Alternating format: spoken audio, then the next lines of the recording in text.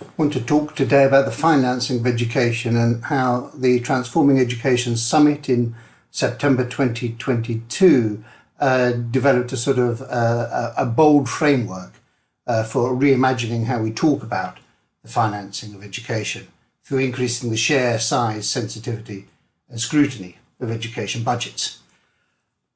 A starting point has to be the recognition that there's a serious global crisis in the financing of education. That's been going on for decades, which has really contributed both to the continuing violation of the right to education in so many countries and a failure to achieve the global goals on education, whether they were set in Jomtien in 1990, in Dakar in 2000 or in Chion in 2015. In fact, global inequalities in education spending are, if anything, increasing at the moment. High-income countries spend on average about $8,000 a year per school-age person compared to just $50 invested per school-age person in lower-income countries. Now, one of the big things to recognise is that domestic financing of education is absolutely the backbone of the financing of education. 97% of the financing comes from domestic sources, according to the Gordon Brown's Education Commission in 2016. And yet almost all of the global attention in the discussions around education finance end up talking about the 3% that come either from loans or from aid.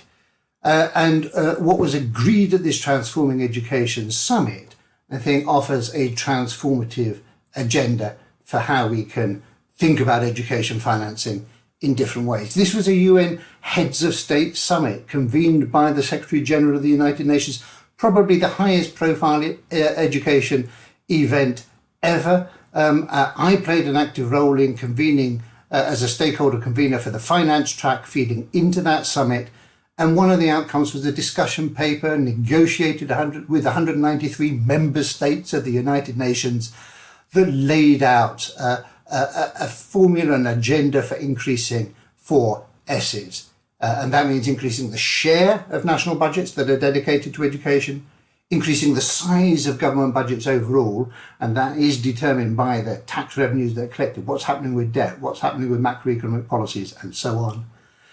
Increasing the sensitivity of the budget allocations within education so that you're driving increased equity and efficiency, and then increasing the scrutiny of that education spending in practice, because we just know that funding doesn't reach the most disadvantaged schools in the most disadvantaged communities unless there's active scrutiny and tracking of that, and unless there's better data on the financing of education and the quality of what's happening in practice in schools.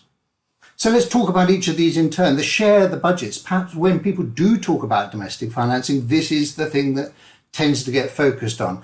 It was made a reference point in Dakar at the World Education Forum and in Incheon in 2015, a framework which really underpins Sustainable Development Goal 4 on education. And it argues that countries should allocate at least 15 to 20% is the framing, with rather bizarre language, but it does emphasise that low-income countries need to be exceeding even a 20% of the share of the budget if they're going to make a difference to the financing of education.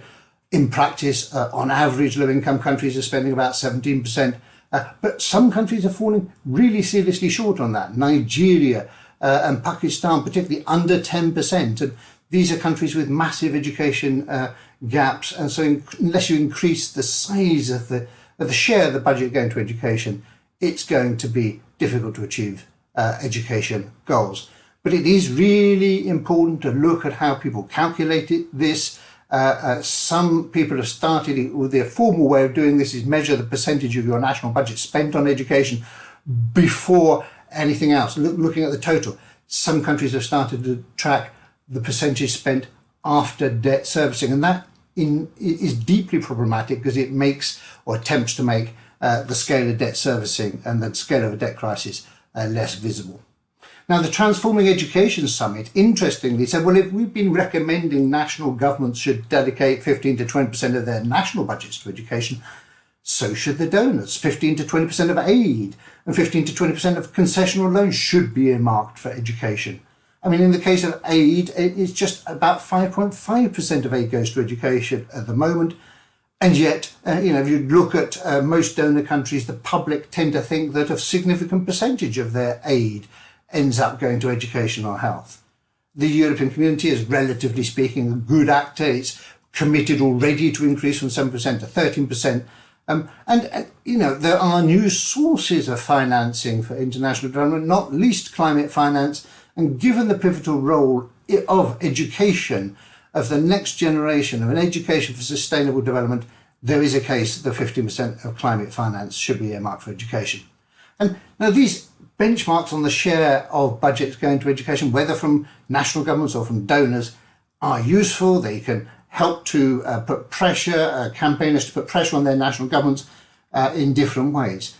But there are a lot of countries who are spending at about this level, some of them even exceeding 20% of the national budget, and they still fall short. And that's because a fair share, a 20% share of a small pie is a small amount. And that's why we need to talk about the size of budgets. And that is really about the total amount that the government has to spend. And more than anything, it depends on how much revenue they collect. And in this Transforming Education Summit, there were some really bold calls for action, not just national action, but also international action on tax, on austerity, on debt, on shifting paradigms, and on special drawing rights. So action on tax is perhaps the most fundamental.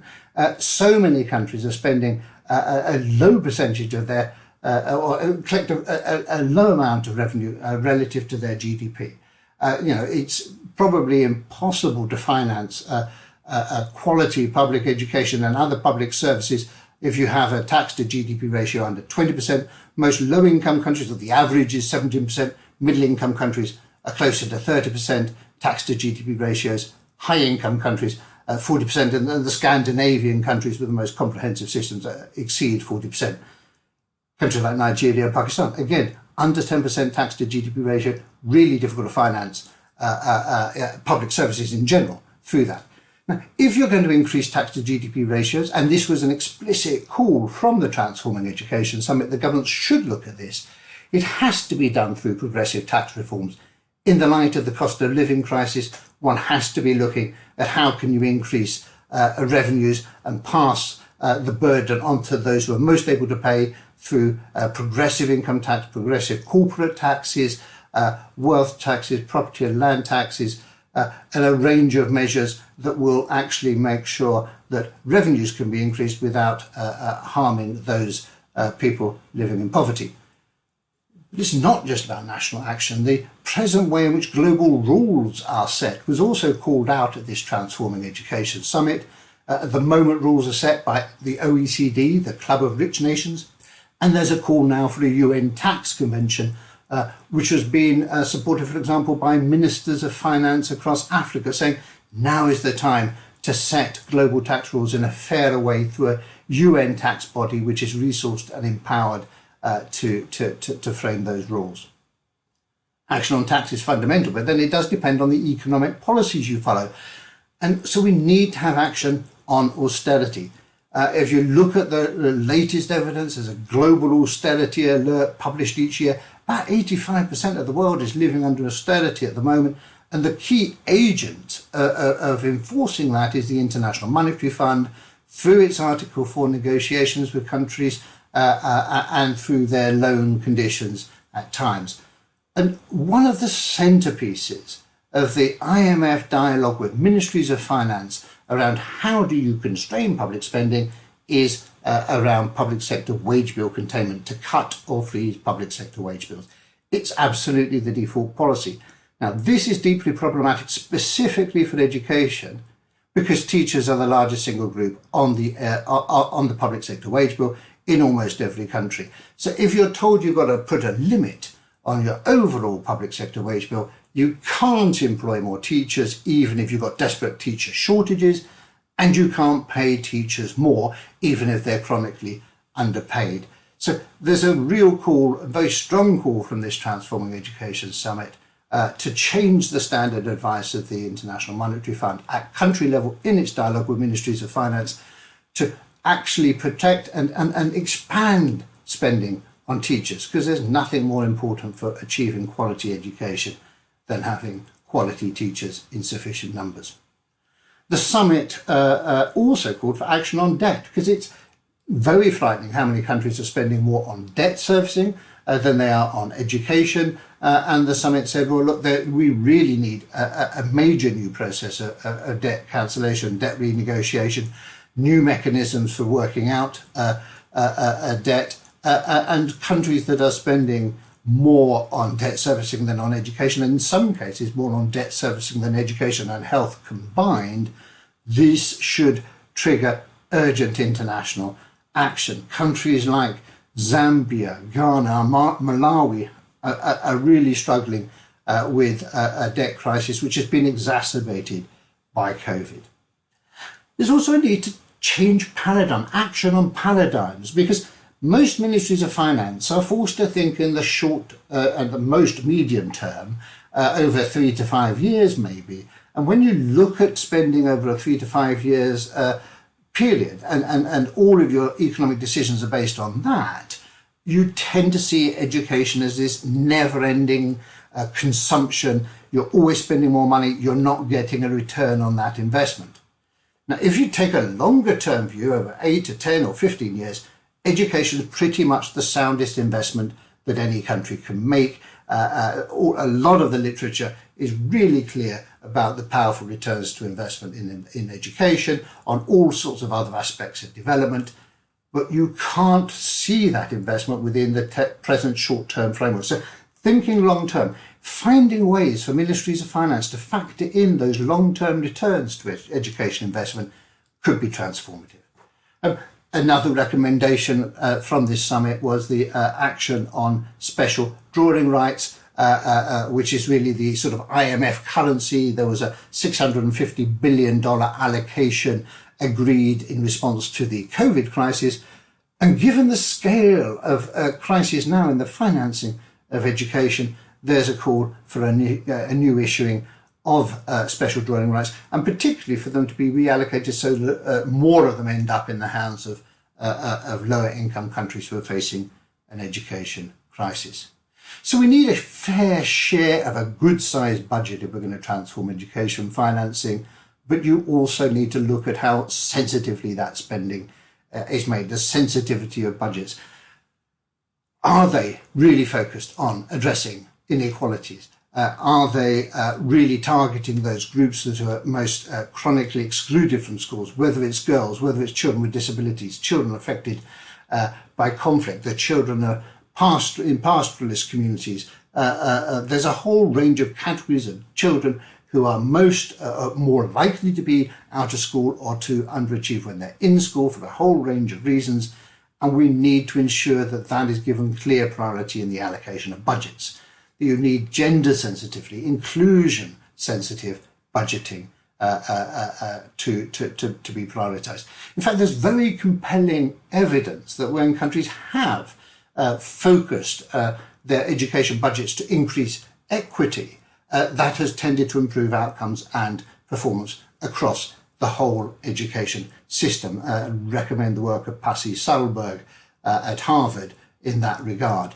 And one of the pivotal things is to recognise that most education budgets will end up going on teachers. Teachers will be the most expensive item in any education budget, but making sure teachers are effectively deployed, equitably deployed across the country, reaching the most marginalised communities, very important. And in recent years, we've had a lot of discussion around gender responsive education sector planning, much less on gender responsive budgeting and education.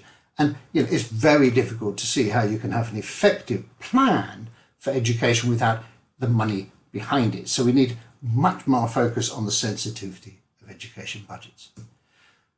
Then you have to say, well, you've got a good share of a good sized budget, sensitively allocated, but in the end, if you don't scrutinise it, the money's not going to arrive in practice.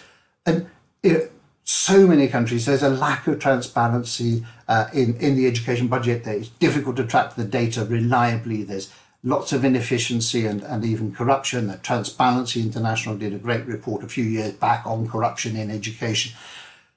the money doesn't reach the schools, and particularly in the most disadvantaged areas, something which was highlighted, in fact, in the World Bank's World Development Report in 2018. Unless you've got independent scrutiny, this doesn't happen. So we need to have citizens groups, civil society organisations able to demystify, to have that transparent data about the education budget, demystify how it should be used, and then build people's capacity to track at district level, right down to the school level. Does that money arrive? Are the right people making decisions about it? Is it effectively used? And that's about building capacity of school management committees, parent teachers associations, school audit groups. If there's a misuse of budgets, whether it's by head teachers or by district education officials, there should be prosecution. And when we're tracking education spending at a community level, at a school level, one of the things which I think is really important to get ahead of is just how much money is being passed on to households at the moment for access to even primary education. In low-income countries, sometimes it reaches as much as 30% of the cost of education is being passed on to households. This is the most regressive way to finance an education system, and it should be seen as an indicator of failure, an indicator of an unequal education system. It's much more equitable, much fairer to finance education properly through public financing. When you do that local tracking work and you build up that evidence from the local level through district level and reconsolidate at the national level, you can expose the gaps between the budget allocations and the actual spending each year. It's shocking how many countries may make quite generous allocations in the budget to education, but the actual spending in practice is not so great. And being able to track where that money arrives and where it doesn't is crucial. And one of the challenges that is sometimes made, particularly in education budgets, is, this country doesn't have the absorptive capacity to spend more money. Well, if there's a lack of absorptive capacity, it seems to me the answer is to invest in increasing that capacity. It's often the case that ministries of education have been underfinanced themselves at a central level. To have the capacity to invest properly and sensitively, you do need more capacity. Now, this 4S agenda, the focus needs to be on the domestic spending, on increasing the domestic finance, which is 97% of the education budget around the world. It is also relevant as a framework for thinking about education aid, the share of, the aid budgets in order to comply with a long-established target should be getting to 0.7% of GNP. Vast majority of countries miss that at the moment. As I just stressed in the Transforming Education Summit in September 2022, the share of aid to be allocated to basic education, an indicative benchmark was set that it should be in that 15 to 20% range. There is a really important agenda around the sensitivity of the allocations of aid, because at the moment, a large amount of aid does end up going to countries that are geopolitical allies of the donor country, and they're much more about advancing trade and security interests than genuinely reaching the countries who need the financing more and following aid effectiveness principles, harmonizing efforts with other donors behind system-wide reforms, and rather than small projects, tokenistic projects and fragmented projects. So how aid is allocated and the sensitivity to issues of equity in that aid is also hugely important. And then the scrutiny of aid is also critically important. One of the dangers is that when aid money does come to education, there's an increasing culture of the donors increasing their demands for accountability and how that money is spent. I would much rather if the donors were to put the energy into building the accountability of governments to their own citizens, supporting citizen audit groups and civil society organisations to track not just the donor budget, but the whole of the education budget, because that will be more transformative. So just a few final remarks. I think there's a clear need to rebalance the global attention so that we're looking at domestic financing and the international actions that are needed to unblock that domestic financing, rather than focus only on aid or concessional loans. We do need to harmonise our global efforts and global actions behind this agenda. Let's not, as so often happens, treat the fact that teachers are 75% or 95% of budgets. Let's not treat that as a problem, but let's recognise that that's the reality of education budgets. Let's make sure that it's going to professionally trained teachers who are deployed across countries. And if you're going to do focus on teachers, then we have to make sure that the financing is predictable and long term. One of the reasons why aid donors and the aid industry has tended not to talk much about teachers is that governments won't employ teachers based on short-term and unpredictable financing like aid. Teachers tend to get paid out of the tax revenues. So let's talk about the tax revenues and how important those are for financing of education. The Global Partnership for Education, which is the sort of global fund for education, about $5 billion collected and pooled by both bilateral and multilateral donors. This is a good initiative, but it's really important that efforts are made to ensure that when aid is allocated, it comes in a harmonised way, like through the Global Partnership for Education, and that it actively leverages domestic financing and helps ministries of education and national civil society organisations to engage in a strategic dialogue with ministries of finance about what it is that will genuinely transform the financing of education domestically.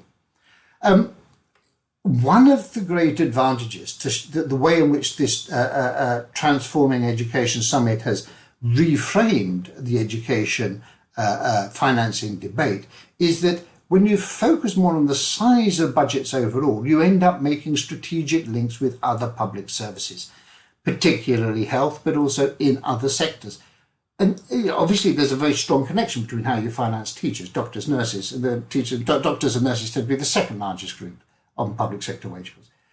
Finding common ground with those other public services is really important. Historically, if you're focused on the share of the budget going to education, you tend to end up in dispute and say, well, education wants 20%, well, health wants 15%, agriculture wants this percent, water wants this percent, and governments can end up playing one sector off against another. That's not a productive way forward because the pressures for financing public services need to be looked at as a whole. And so the more you're looking around issues of tax, issues of debt, issues of avoiding austerity and proactively increasing financing for public services, that's where you find common ground and can have a transformative impact.